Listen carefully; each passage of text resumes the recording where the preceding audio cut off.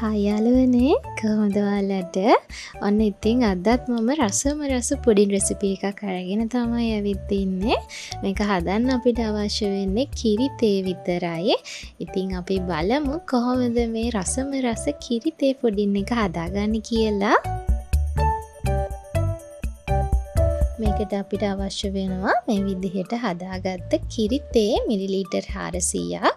ඉතින් මම මේක මගේ රස අනුව කහට ටිකක් වැඩිපුර දාලා සීනි මගේ රස අනුව එකතු කරලා හදාගෙන තියෙන්නේ. මේ විදිහට කිරි තේ එකක් හදාගෙන හොඳින් නිවෙන්න පැත්තකින් තියාගන්න. මුලින්ම අපි කැරමල් එක හදාගමු. මම මේ විදිහට ෆෑන් එකක් ලිපේ තියාගෙන එකට සීනි මේස හැඳි 3ක් එකතු කරගන්නවා. සීනි ටික එකතු කරගත්තට පස්සේ අපි හැඳ පාවිච්චි කරන්නේ නැහැ. සීනි ටික හොඳින් මේ විදිහට දිය වෙන්න දෙන්න ඕනි. සීනි ටික මේ වගේ දිය වේගෙන එද්දි ෆෑන් එක පොඩ්ඩක් කරකවගෙන ඉතුරු සීනි ටිකත් දිය කරගන්න ඕනි. සීනි ටික මේ වගේ දිය වෙද්දි හැඳ පාවිච්චි කරලා හොඳින් ඉතුරු සීනි ටිකත් දිය කරගන්න. එකට මම දැන් හොඳට නටන උණු වතුර මේස හැඳි 3ක් වගේ එකතු කරගන්නවා.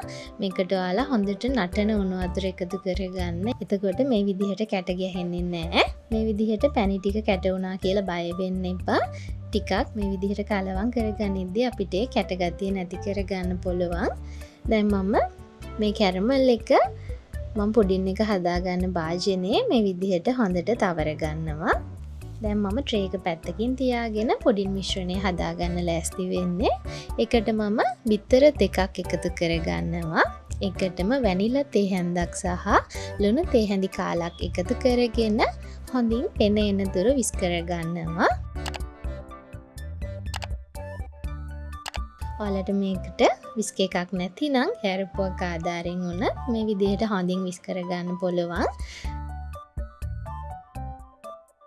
විදිහට හොඳින් පෙනෙන තුරු අපේ මේ බිත්තර මිශ්‍රණය විස් කරගන්න ඕනේ.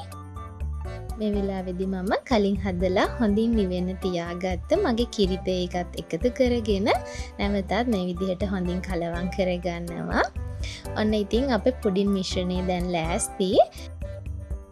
දැන් මේ විදිහට පෙරාගෙන කලින් කැරමල් එක දාගත්ත අපේ ට්‍රේ එකට මේ පුඩින් මිශ්‍රණය එකතු කරගන්නවා. ගොඩක් පෙන ගතිය වැඩි නම් උඩින් මේ විදිහට පෙන ටික අයින් කරගන්න පුළුවන්. පෙන ටිකත් මේ විදිහට අයින් කරගෙන මම දැන් මේක ෆොයිල් එකක් ආධාරයෙන් හොඳින් කවර් කරගන්න තමයි මේ ලෑස්තිය. ඔයාලට ෆොයිල් එකක් වෙනුවට හොඳට වැහෙන පියනක් මේකට පාවිච්චි කරන්න පුළුවන්. වතුර ඇතුළට යන එක නතර වෙන්න තමයි මේ විදිහට හොඳින් කවර් කරගන්න ඕනි. මම දැන් මේ පුඩින් එක මේ විදිහට විනාඩි 45ක් වගේ හොඳින් ස්ටීම් කරගන්නවා. ඉතින් මේ තියෙන්නේ මේ විදිහට ස්ටීම් කරලා නිවෙන තියාගත්ත මගේ පුඩින් එක. මේක මාරම රසයි. මම මේක මේ විදිහට කොටු හැඩයට කපා ගන්නවා. ඔයාලට කැමති විදිහට මේ පුඩින් එක සංග්‍රහ කරන්න පුළුවන්. ඉතින් මේ තියෙන්නේ මම මේ විදිහට හදාගත්ත මගේ රස කිරි තේ පුඩින් එක. මේක මාරම රසයි. ඉතින් ඔයාලත් අනිවාර්යයෙන් මේ ලේසිම පුඩින් රෙසිපි එක හදලා බලන්න.